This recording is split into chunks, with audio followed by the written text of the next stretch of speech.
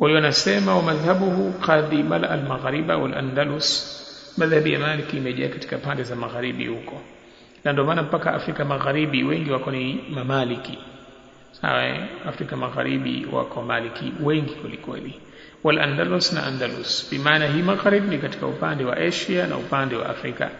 Wa al andalus wa kathiran, al andalus vile vile Spain, wa kathiran na sana min biladi Misri, katika mji wa Misri, wa baadhi Sham wal Yemen wa Sudan.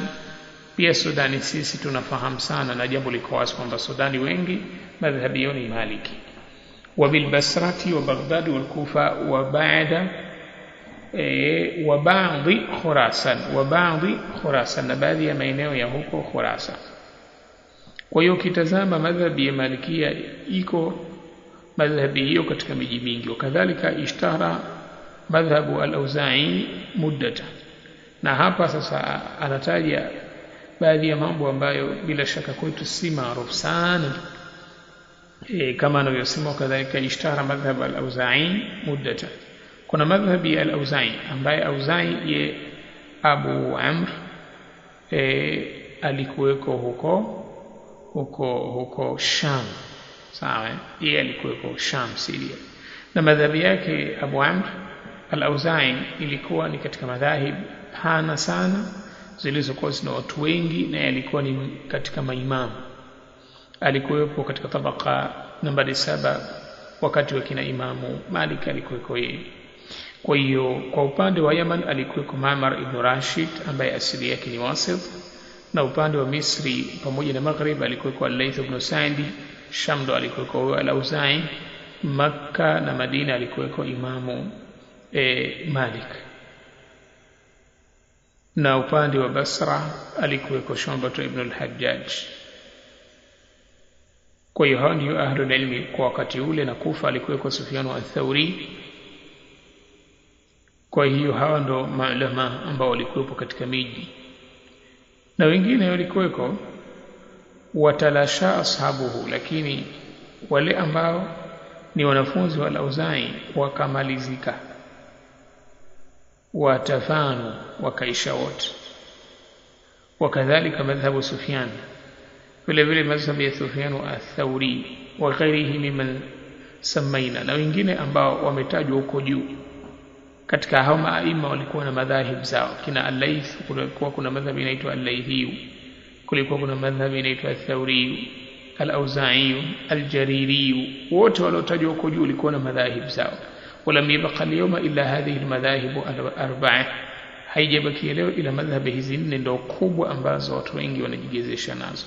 Wa qalla man yanhadu bima'rifatiha kama yanbaghi, wa qalla ni watu wachache man yanhad, wa qalla na imekuwa ni uchache sana man yanhad, kunyanyuka mtu bima'rifatiha akawa anazitambua kama yanbaghi vile inavyotakiwa.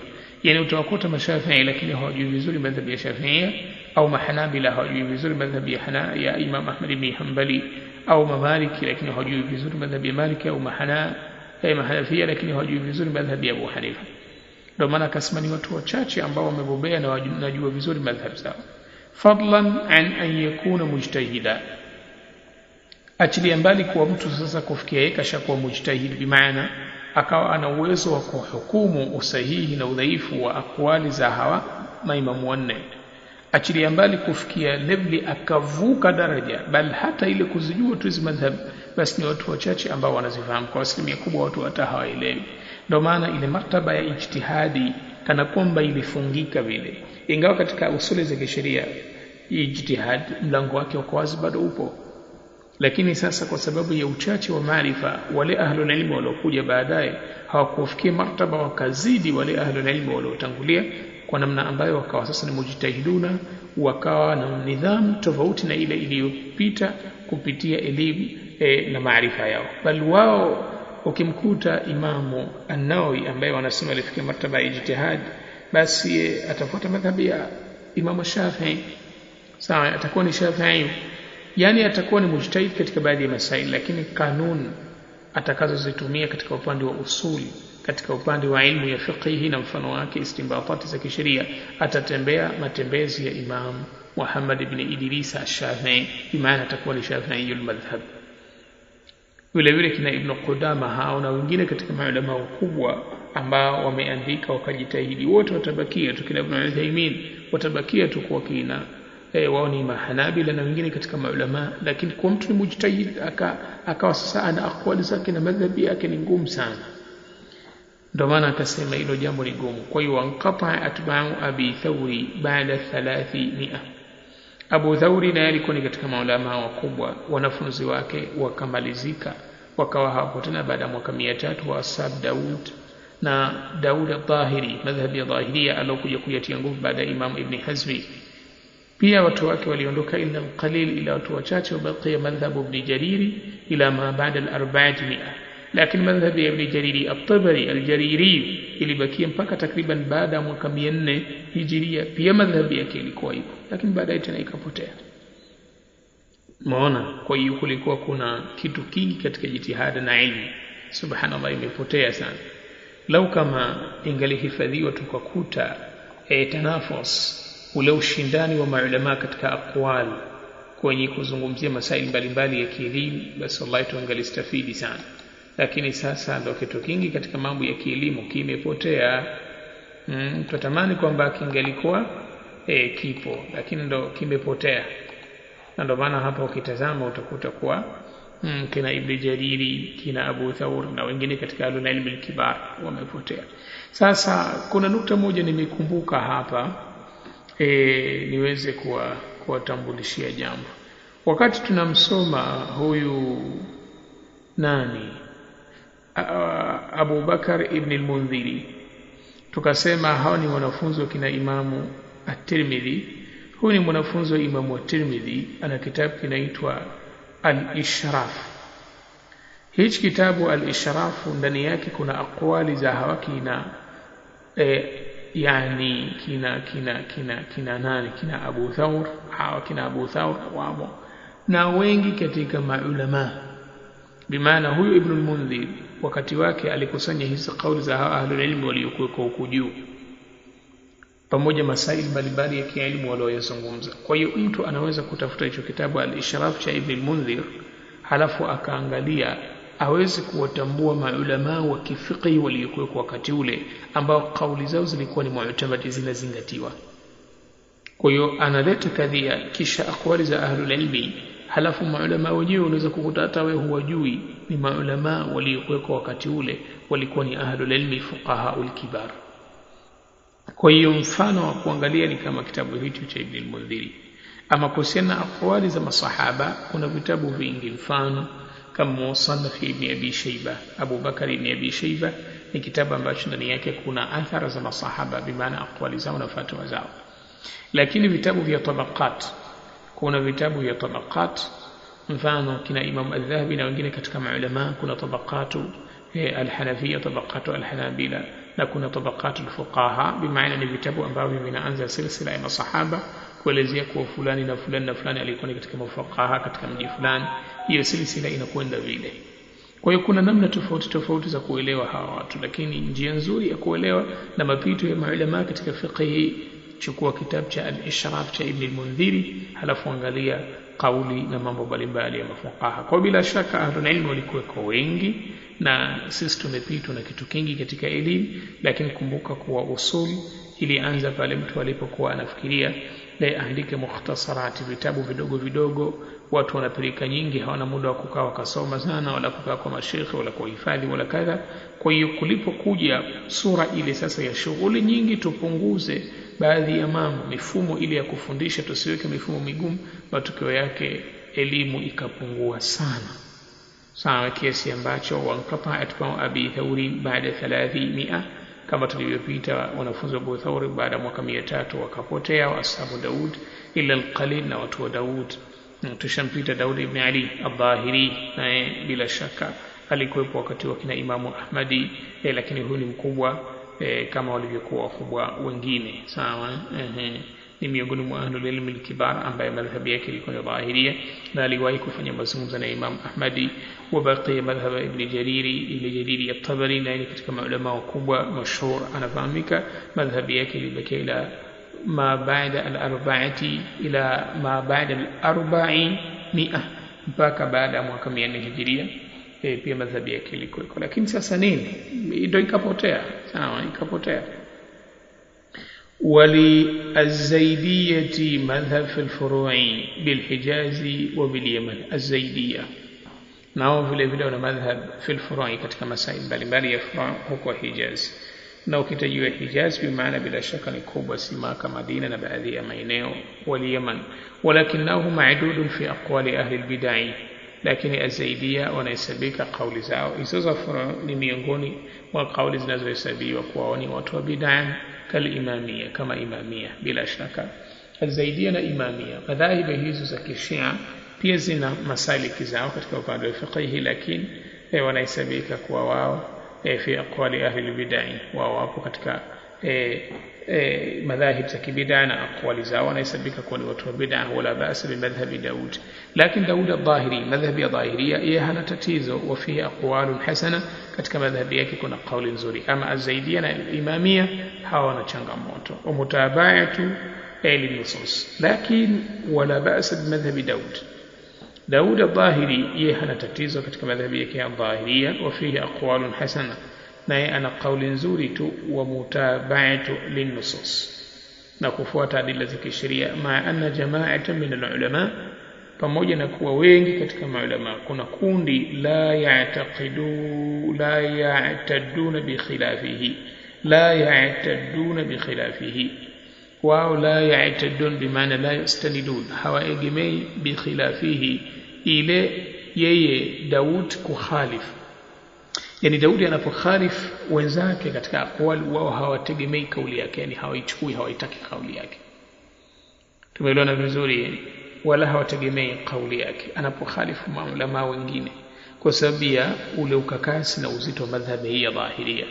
Wallahu a'lam. Wala hu shududhun fi masaili shanat madhhabahu, wala hu shududh. Na huyu Daud al-Dhahiri, madhhabi ambayo ilikuja katiwa nguvu na Imam Ibn Hazm baadaye, ana shududh bimaana ana khalif masaili yaliyokuwa ni sahihi fi masaili shanat, katika masaili ambayo ana shududh. Shududh ni kukhalif kile kilichokuwa ni mashhur mbele ya maulama, kwa hiyo kuna mambo ana khalif.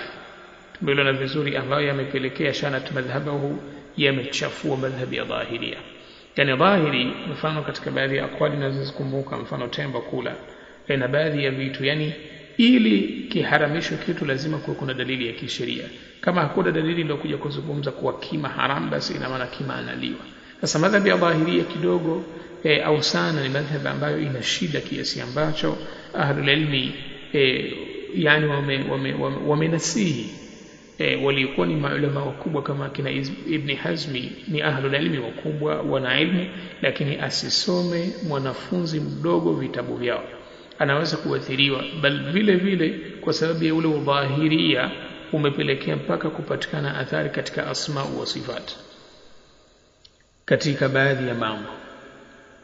Tumeelewa vizuri, mpaka katika mambo ya kiitikadi madhhabi ya Dhahiria ina makosa sana katika mambo ya kiitikadi, na ndio maana ina fawaidi katika uchambuzi na himizo la kufuata adila za kisheria, lakini ina makosa katika mambo ya kiitikadi. Ndio maana Ibn Hazm ikakosolewa, kwa sababu ile falsafa baadhi yao wanasema ilimuathiri katika mambo ya asma wa sifat, na baadhi yao msimamo wake katika ile madhhabi yake ya Dhahiri. Na madhhabi ya Dhahiri nini? Madhhabi ya Dhahiria maana yake ni kuchukua yani maana yake udhahiri wa ile aya, yani hakuna qiyas. Qiyas ni nini? Sasa hapa tutaingia kwenye mlango ambao kidogo unaupana, kwa sababu lazima mtu afahamishwe nini qiyas, halafu kwa nini madhhabi ya Dhahiria haitaki qiyas, na je wao wametumia qiyas au hawakutumia, na je kwa nini madhhabi nyingine zinatumia qiyas, na qiyas kinakuaje? Hayo ni masaili yanasomwa katika usulu ya fiqh. Muhimu ni kuwa kuna wanawavyuoni na kuna madhhabi ambazo zilikuwa zina kinzana. Kuna madhhabi za kifiqhi ambazo zilikuwa zinakwenda straight katika nukta, na kuna ambazo zilikuwa zinakinzana katika misimamo, katika mitazamo na mfano wake. Na miongoni mwa madhhabi iliyokuwa ikikinzana sana ni kama hii madhhabi ya Dhahiria katika zile madhhabi za ahli sunnati wal jamaa. Hii ni madhhabi ambayo ya kifiqhi, lakini ilikuwa inakinzana sana na madhhabi nyingine za kifiqhi kwa upeo mkubwa kweli kweli. وأما القاضي أما قاضي عياض فذكر ما يدل على جواز تقليدهم إجماعا يكتاجا kile ambacho kinajulisha juu ya kujuzu watu kuwafanyia taklidi aima maulama. Unajua mpaka sasa hivi bado ukimwambia mtu kuna watu wanawalingania wengine juu ya kufuata aqwali za ahlul ilmi min as-salaf, juu ya kufuata madhhab salafun salih, hawajaelewa kwa nini. Na hawajaelewa kwa nini kwa sababu uchambuzi wa masaili unahitajika kuwa katika vitoto na nukta nyingi, na mara nyingi mtu aelewe hatari ya kutokufuata ufahamu wa wema waliotangulia na kile kilichokosekana. Nakumbuka kuna wakati tunasoma darasa ya tafsiri tulikuja tukapiga mifano kwenye tafsiri at-tahlili, tukapiga mfano katika at-tafsiri ile ambayo al-athari, tafsiri bil athar, yani utofauti baina ya mtu kusoma tafsiri alhamdu halafu akaelezewa tu sifatu kadha wa kadha wa kadha, halafu na ile alhamdu kuna adila za kisheria zimekuja. Mtume sallallahu alayhi wasallam siku moja alifanya kadha wa kadha ikatokezea kadha, au asbabu nuzuli ya suratul Fatiha au kadha, bimaana ikawa imesheheni ile tafsiri athar zile zilizothibiti kisheria. Kwa hiyo kuna mambo mengi hapo, na sisi ni watu wa ruhusa sasa hivi na ni watu wa kutafuta ule uwepesi. Kila tukipata fursa nyepesi ya kuweza kulifikia jambo, basi ina maana ndo tunaitumia. Lakini asli elimu inavyobebwa, elimu ilikuwa ina taratibu na nidhamu zimewekwa na zilikuwa ni ngumu sana. Na wakati baada ya kumalizika wakati wa karne ya 3 bora ikapatikana tasahuli, bimaana miji ya Kiislamu ikafunguliwa zaidi, pamoja na tadakhul ile ya waislamu wapya, bimaana wale walioslimu kutoka katika dini zao wakawa tayari wana taaluma zao, ni maprofesa katika dini zao, ni wasomi wa kifalsafa na mfano wake, alafu wakaingia katika dini ya Uislamu wakasoma Uislamu, alafu wakaanza kusomesha wakichanganya mifumo miwili ya kifalsafa na mfano wake. Walileta athari kubwa sana na maharibiko makubwa, bali vile vile mizozo ambayo ilikuja ikachukua nguvu sana baadaye, bali vita vilivyotokezea kama ambavyo bila shaka tukikumbuka mwishoni mwa darasa zetu kabla ya kuingia katika mwezi wa Ramadhan tuliwahi kutoa tarjama ya Imam Ibn Kathir na tukaelezea kina Tatar wale na hurub asalibia, jinsi ya mifumo ya kisiasa na mambo mbalimbali yalivyoingia katika miji ya Kiislamu na kuathiri upande wa elimu na mfano wake. Kwa hiyo kuna vitu vingi vilitokezea katika wakati ule, na wakati huu baada ya mwaka 300 hijiria mpaka takriban mwaka 700 hijiria ni wakati ambao umma wa Kiislamu umeshuhudia matukio makubwa yaliyobadilisha mazingira ya kielimu na kiakhlaq na mambo mengi mbalimbali. Kwa hiyo kuna haja ya kuisoma historia na tuweze kujua kwa nini kuna wanaolingania juu ya watu kurudi katika ufahamu wa wema waliotangulia. Na je, ulinganizi huu unalenga nini na mantiki yake ni ipi na una faida gani, na umma wa Kiislamu utapoacha mfumo huu unakwenda wapi au utakuwa kwa vipi na mfano wake. Fainahu sama al-madhahib al-arba'a. Tunarudi hapa, amma al-qadhi ama qadhi Iyad fa dhakara ma yadullu ala jawazi taqlidihim ijma'an. Yakataja ma yadullu ala jawazi taqlidihim, kile kinachoonesha kuwa inajuzu kuwaiga nani wale ahlul ilmi wakubwa tuliwataja hapa.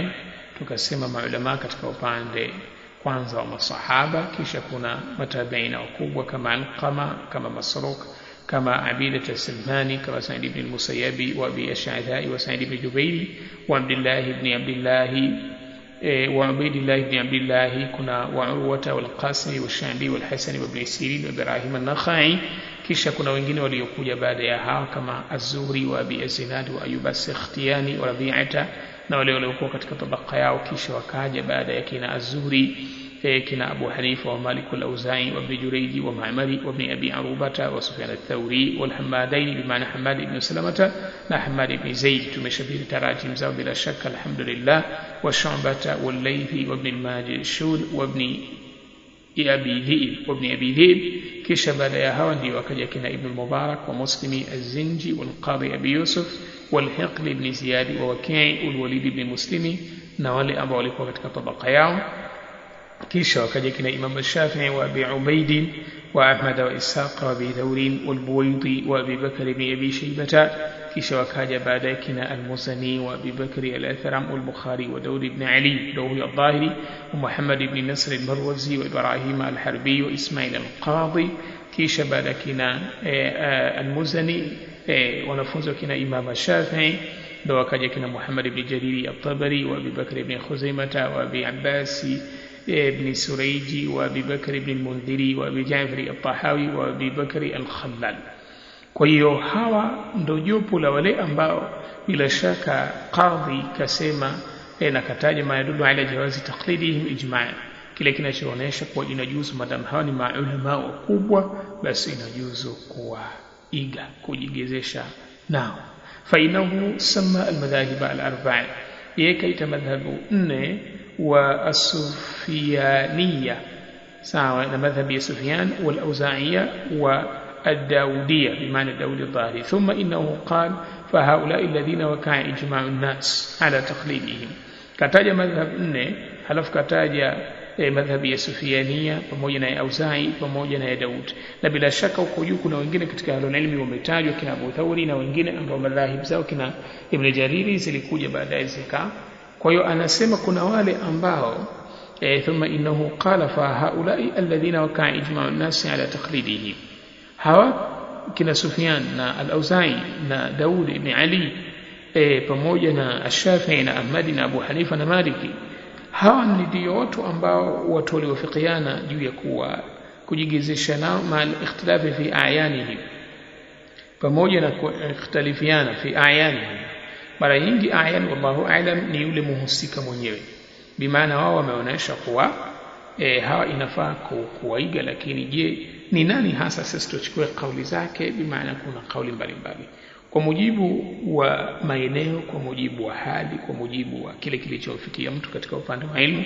Almuhimu wale ahlul ilmi wote waliopita kule juu walikuwa ni watu ambao watu wanawaiga, watifaqul ulamai ala itiba'ihim. Kwa hiyo ma ikhtilafi fi a'yanihim, pamoja na kuikhtalifiana fi a'yanihim, ima baadhi ya wakati wale wahusika au yule aliyokuwa ni mashuhuri wao, watifaqu al-ulamai ala itiba'ihim, na kuwa ahlul ilmi wamewafikiana wafuate hawa, wal iqtidai bi madhahibihim, na wafuate madhahib zao, wa darsi kutubihim, na wasome vitabu vyao, watafaqquhi ala ma'akhidhihim, na wao watu wapate fiqhi wachukue pale walipochukua wao.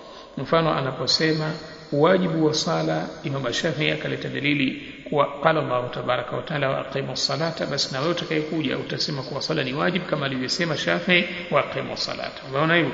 Bimaana sasa msome vitabu vyao, mchukue fiqhi yao pale walipochukua wao, watafri'i ala usulihi, kisha watu sasa wachukue zile usuli zao ndo wazitumie kuendeleza masaili yao, kwa sababu at-tafri' ni kujalia far'u, bimaana ni kulifanya jambo kuwa ni tawi.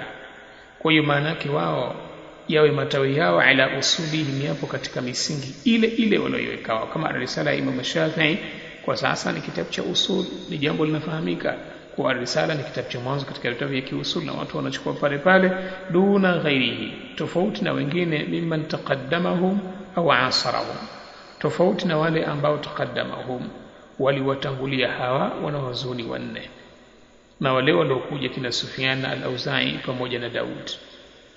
Kuna ahlul ilmi wengine walikuja kabla ya hawa katika matabiina, lakini katika upande wa kuwaiga, kwa nini asiambiwe mtu mwige Al-Hasan Al-Basri au mwige Ibn Sirin au mwige Muhammad Ibn Shihabi Az-Zuhri? Kwa nini? Kama utakumbuka katika durusu zetu za kihistoria tuliwahi kuzungumza utofauti wa nyakati na jinsi ya ilmu ilivyotawanyika, na tukaelezea kuwa wakati wa masahaba ilikuwa ni wakati wa kudhibiti zile usuli za kisheria, wakati wa matabiina ilikuwa ni wakati wa kukusanya, halafu wakati wa kina Imamu Malik ulikuwa ni wakati wa kuandika na wakati wa kina Bukhari kujia chini ulikuwa ni wakati wa kuchambua. Kwa hiyo wakati ule wa kina Az-Zuhri wale walikuwa wanakusanya, lakini sasa kukusanya kwenyewe kuna ule wakati ambao watu waliandika. Sasa kina Maliki wakaandika kile kilichokusanywa na kina Ibn Shihab Az-Zuhri na mfano wake. Ina maana kwa wakati wao wale hakukujitosheleza uchambuzi wa masaili ya kisheria kama ilivyojitosheleza katika wakati wa Imamu Ahmadi pamoja na Imamu Ash-Shafi'i kujia chini huko kwa kina Imamu At-Tirmidhi. Ina maana nyakati zile mwishoni mwa wakati wa tabi'in kuja katika wakati wa tabi'in wale ahlul ilmi, kwa nini kina Bukhari walikuwa na nguvu sana ya kuchambua masaili ya kielimu na kina Imam Shafi'i? Kwa sababu rihla zao sasa zilikuwa zinalenga special people, watu maalum. Kwa hiyo Shafi'i akienda Yaman, alikwenda Yaman kwa Abdul Razzaq As-Sanani. Shafi'i alikwenda Madina kwa Imam Malik. Shafi'i aliingia vile vile Baghdad, lakini walikuwa wanakwenda kwa special people, watu maalum, kwa sababu wanakwenda kuchukua kile kilichokusanywa na watu waliokuwa nyuma yao. Kwa hiyo kuna jinsi ya tadarruji ya kielimu ilivyosambaa kwa namna ambayo inalazimisha wale wanaozuoni kina Malik kuja huku chini, kina Abu Hanifa ambao walikuwa wanaweka masaili mbalimbali na kuyajadili, wakiwa sasa kina Abu Hanifa ndio watu wa mwisho waliomalizikia ile nukta sasa ya kukusanya na kuanza uchambuzi na uandishi. Ina maana wao waliweza kuzungumza kitu kingi katika masaili ya kisheria kwa sababu walichukua kile kilichokusanywa. Hii ni miongoni mwa sababu kubwa sana. Hauwezi kumpata Al-Hasan Al-Basri katika kadhia zote za kielimu au kadhia nyingi akawa katoa uchambuzi kama walivyotoa kina Imam Shafi'i na kina Imam Ahmad ibn Hanbal.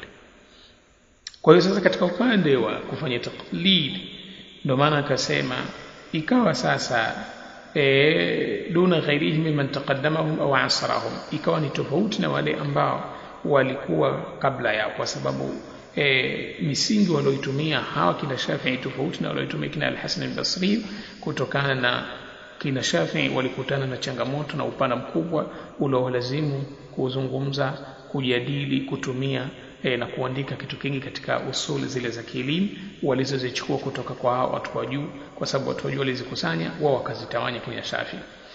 Kwa hiyo lil'ilali allati dhakarnaha, kutokana na ilali ikawa sasa watu hawezi kujigezesha na wale waliokuwa kabla yao kutokana na ila ambayo bila shaka imetajwa.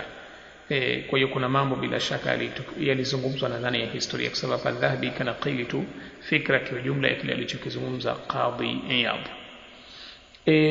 Ama watu ambao waliishi na kina Shafi'i, tunaelekea kufunga darasa yetu tunaelekea kufunga darasa yetu. Ama kile ambacho kimetokezea baina ya watu waliokuwa wanaishi na kina Imam Shafi'i mpaka watangulizo kina Malik na mfano wake, ni jambo moja tu, kwa sababu ya ile kabul Allah aliyowapa na wakafanywa kuwa wao ni maimam, bi maana marejeo. Imamu Ash-Shafi'i katika upande wa Baghdad na katika upande wa Misri, kama mtakumbuka tuliwahi kusoma kina Al-Humaidi na wengine katika maulama walikuwa wanatoka miji ya mbali wanakwenda kuwafuata wao, bi maana wao wakawa sasa ndio marja ya watu. Na ndio maana sasa ikawa kwa kuwa wao ndio marja ya watu, basi watu wanarudi kwao. Si kwamba hakukuwa kuna maulama wakati wa kina Maliki, walikuwepo kina Ath-Thawri, kina Hamad ibn Zaid ambao wana elimu kubwa sana, lakini sasa kabul Allah aliandika kwa wao na wakawa wao ndio marja.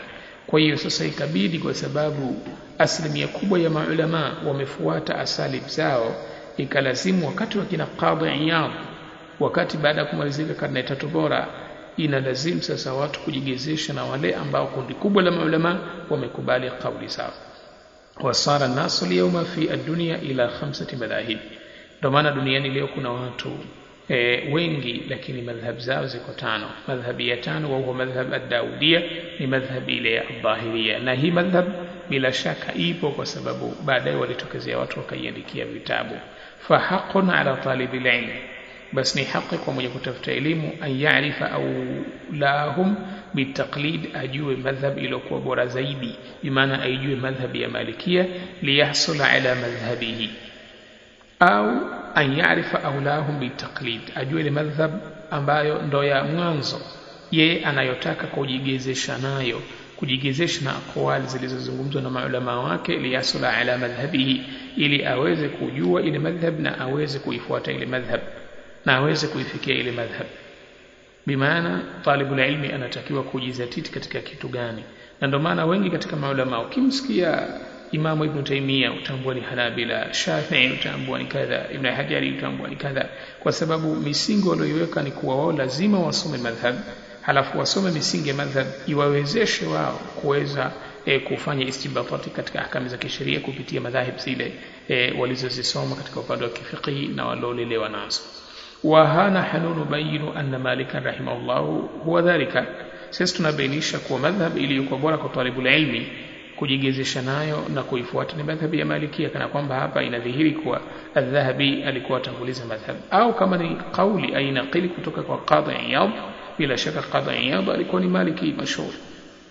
Kwa hiyo kana kwamba inatiwa nguvu kwa madhhabi ya Malikia lijamaihi adawati al-imama, kwa sababu Maliki alikusanya zile adawati, zile tools, vile vitu ambavyo anaweza kuvitumia kufanya istinbatati za kisheria kama imam, wa kaunihi alam al-qawm, na kuwa Malik alikuwa na ilmu zaidi kuliko kina Shafi'i na kina Abu Hanifa na kina Imamu Ahmad. Kwa hiyo insha Allah sisi tufikie hapa, tutakuja kuendelea. Thumma wajaha al-qadhi da'wahu wa hasanaha wa namaqaha. Haya maneno yote ya juu bila shaka Adh-Dhahabi anayanakili kutoka kwa Qadhi Iyad, na Qadhi yeye ndo Maliki. Bila shaka Adh-Dhahabi mbeleni huko tutakuja kuona kuwa anatoa comment katika baadhi ya mambo katika yale aliyozungumza au aliyoyaona kayaandikia maelezo huyo Qadhi Iyad, ishara ya kuonesha kuwa Qadhi Iyad yeye ndo Maliki. Adh-Dhahabi madhhabi yake ilikuwa ni ipi? Bila shaka huko mbele kuna habari zinakuja. Allahu tabaraka wa taala nasaluhu an yahfadhana wa an yahdina wa iyyakum. Almuhimu ni kuwa kuna umuhimu mkubwa wa kusoma sisi historia yetu, tujue maulama wetu, kile kilichotokezea, mapito na habari mbalimbali, hasa katika upande wa elimu. Hii historia katika upande wa elimu, kwa sababu historia ipo katika mambo mengi. Historia katika upande wa kutanuka daula au kutanuka, yani maana dini ya Uislamu. Kuna historia katika upande wa kielimu, historia inahusu matukio yenye kuumiza yaliyotokezea katika umma wa Kiislamu, historia namna maadili yalivyoharibika, historia ya mifumo ya uongozi katika dini ya Uislamu. Historia ina vipengele vingi. Kama sisi tumejikita sana kwenye historia za maulama na tabaka zao, kufa, kuzaliwa, kutafuta elimu kwao na mifumo ya kielimu iliyokuwa ikitumika na dawa, kwa hiyo kuna namna nyingine za historia ambazo zina umuhimu kusomwa ili sisi tuweze kukamilisha utamu wa kile kilichotangulia. Sisi tumuombe Allah kwa rehema zake na utukufu wake atupe umri na afya na iwe kheri kwetu, tuendelee kustafidi na kusoma baina yetu, na insha Allah tutarajia kheri kwa Mola wetu, na Allah atulipe na ajalie baraka katika maisha yetu. تقول kuendelea. ثم وجه القاضي دعواه الله تبارك وتعالى أعلم. سبحانك اللهم وبحمدك نشهد أن لا إله إلا أنت نستغفرك ونتوب إليك. بارك الله فيكم وجزاكم الله خيرا.